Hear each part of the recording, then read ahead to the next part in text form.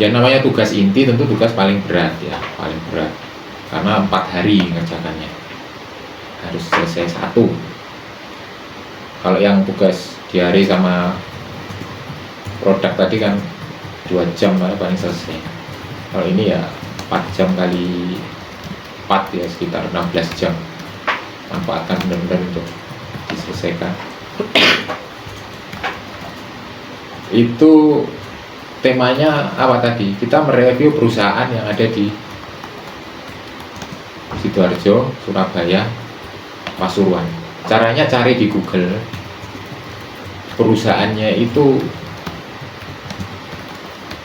produsen produk apa. Misalnya kita mau produsen produk meja kursi, ya kita cari di Google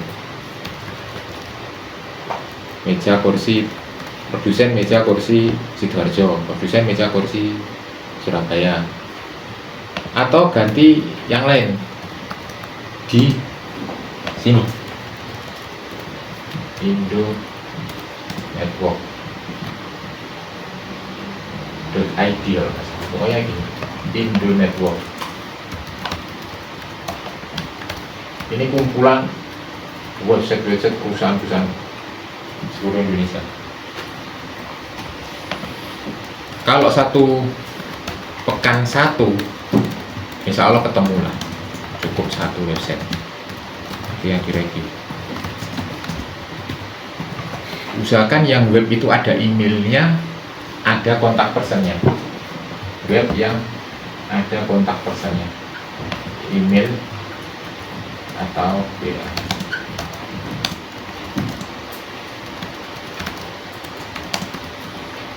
Ini bisa perusahaan, bisa yang lain, lembaga, tapi jangan lembaga pemerintah ya, lembaga swasta ya. Kemudian kamu review berdasarkan data dari sini.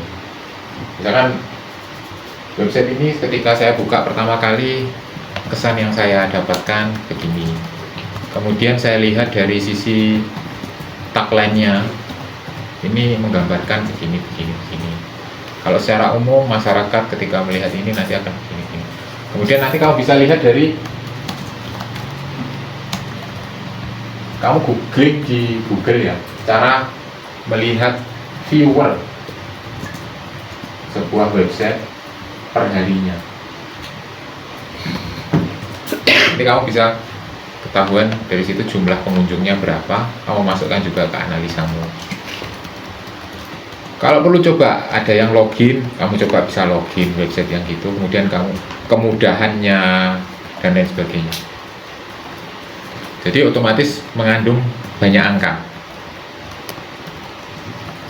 kemudian menggunakan, kemudian banyak.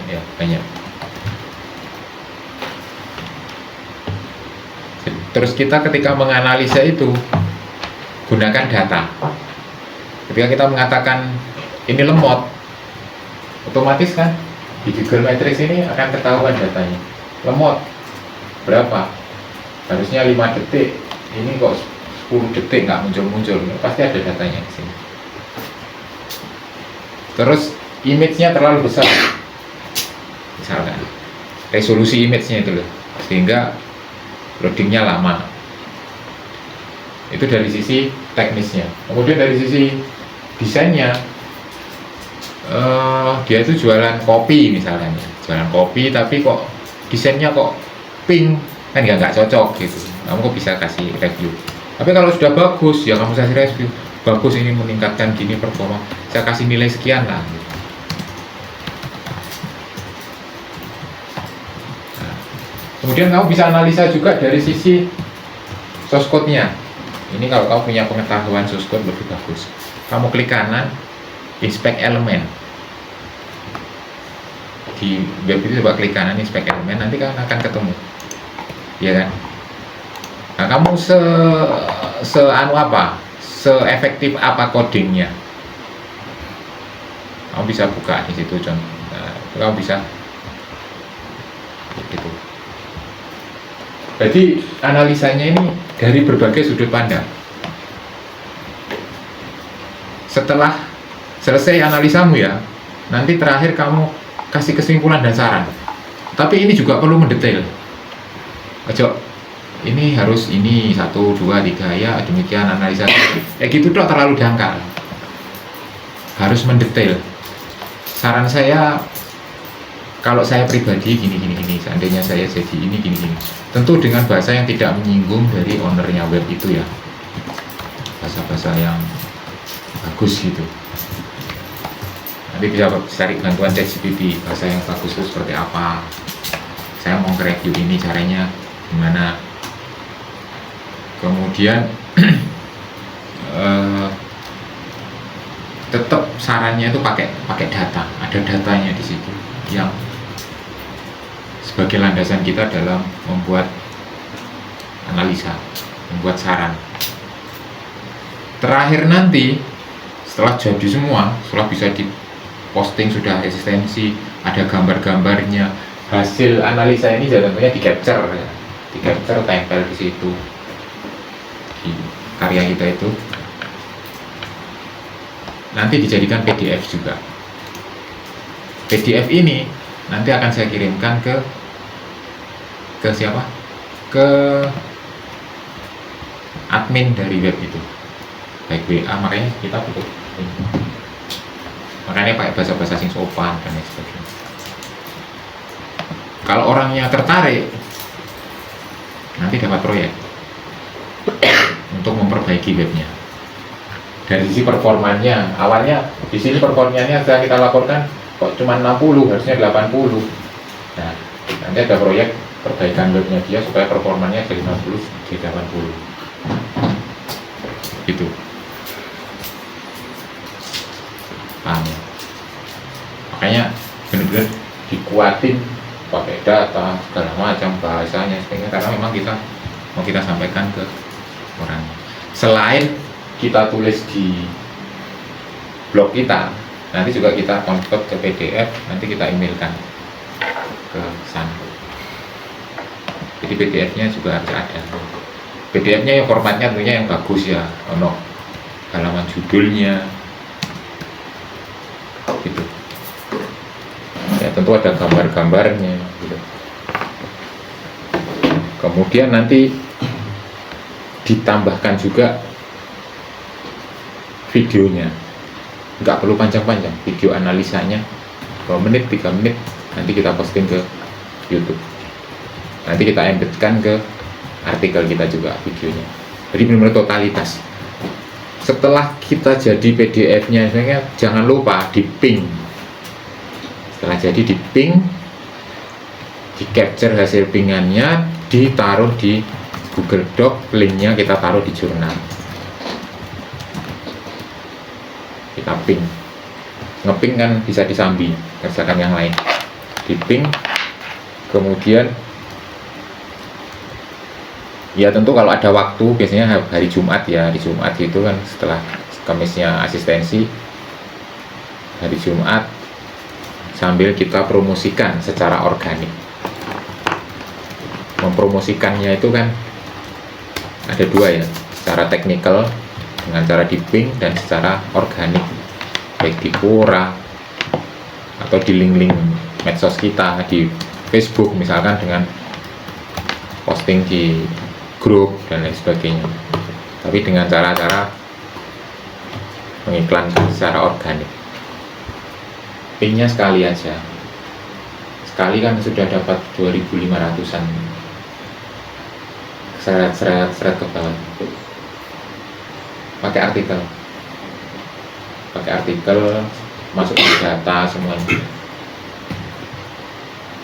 Video juga dilengkapi dengan video, tapi video ini kalau kamu masih newbie ya, masih awal-awal gini, kemungkinan dugaanku nggak akan cukup waktunya 1 minggu. Mungkin bisa jadi nanti setelah pekan kedua, ketiga mulai lanyah ya, mulai gampang nulis seperti itu, mulai kita lengkapi dengan video. Video ini ada berbagai model video itu. Kamu bikin skrip dulu, kamu baca, kemudian backgroundnya kasih gambar-gambar kayak seakan-akan dunia IT itu, terus ada suaranya. Bisa juga video model yang lain, contoh yang ekstrim, yang susah itu model video animasi, jenisnya macam-macam. Menurut saya yang gampang video itu review pakai kita sendiri, jangan pakai wajah kita gitu, kita ngomong nanti pas di detik ke 10 ke 20 gitu ada kita taruh gambar gitu kan banyak video model-model seperti itu. Ya pada saatnya tetap harus video,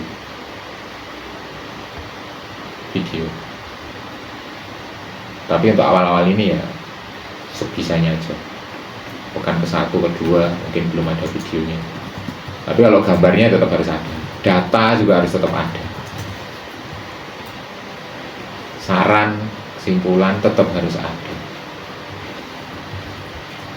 kesimpulan yang benar-benar satu kesimpulan, misalkan sarannya ada 5 gitu ya, satu saran itu bisa jadi beberapa paragraf juga.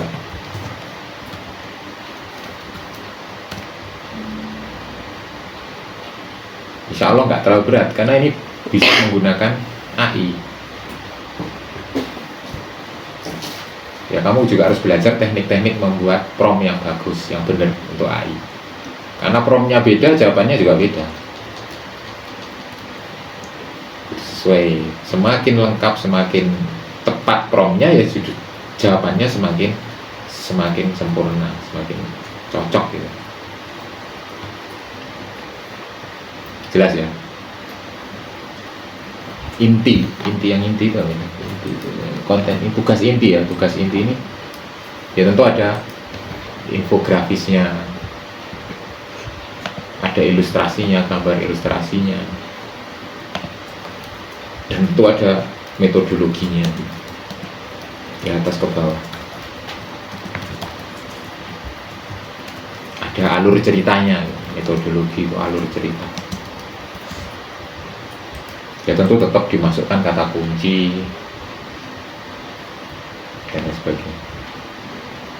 Kata kunci yang nggak harus pendek, panjang, lebih baik semakin panjang, ya bukan panjang banget ya, lebih panjang lebih baik ya, mungkin 4-5 kata gitu.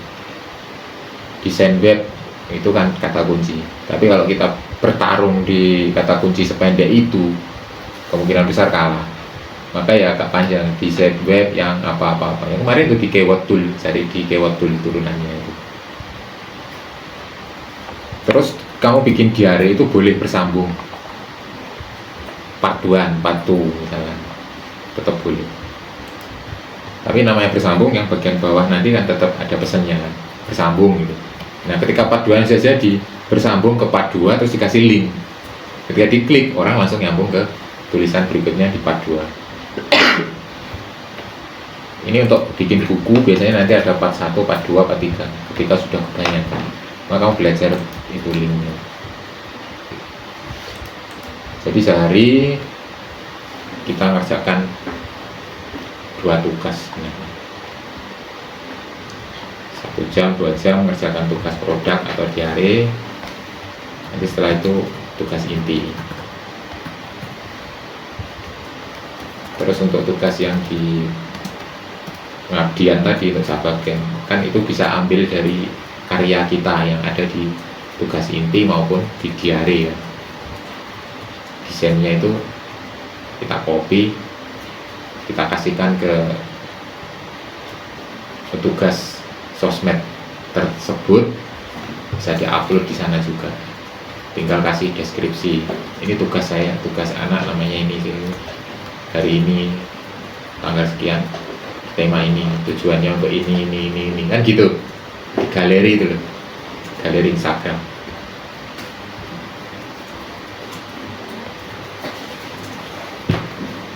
Untuk galeri Instagram juga kalau misalkan perlu mendesak, sudah ada karyanya temenmu sendiri yang harus diupload, maka yang lain-lain yang uploadnya belakangan ya juga bisa. Nggak